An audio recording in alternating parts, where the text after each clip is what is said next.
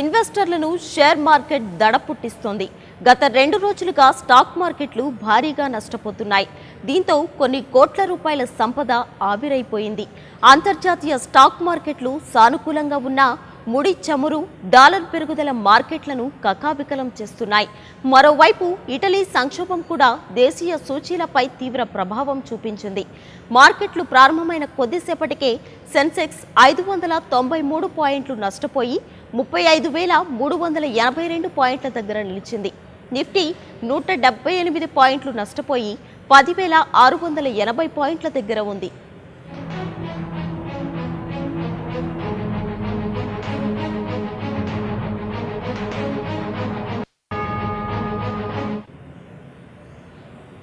ఇక నిన్నటి స్టాక్ మార్కెట్లు కూడా పతనంతోనే ఆరంభమయ్యాయి.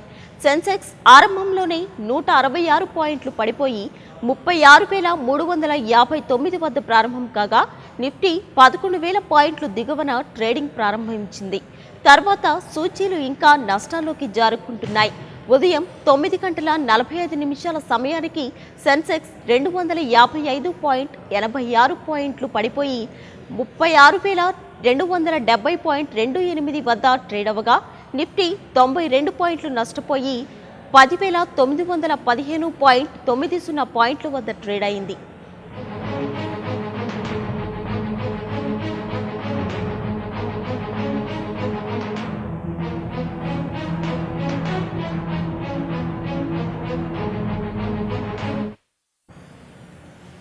మరోవైపు రూపాయి విలువ అంతకంతకు క్షీణిస్తోంది. ఆయిల్ రిఫైనరీలు తదితర దిగుమతిదారుల నుంచి డాలర్కు డిమాండ్ పెరగడం కూడా రూపాయి బలహీనతకు కారణమవుతోంది.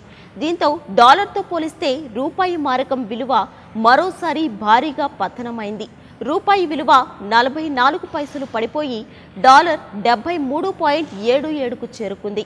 బుధవారం నాటి సెషన్లో 73.34 వద్ద స్థిరపడ్డ రూపాయి నేటి ట్రేడింగ్ ఆరంభంలో 43 పైసలు నష్టపోయి 73.77 రూపాయల కనిష్టానికి పడిపోయింది.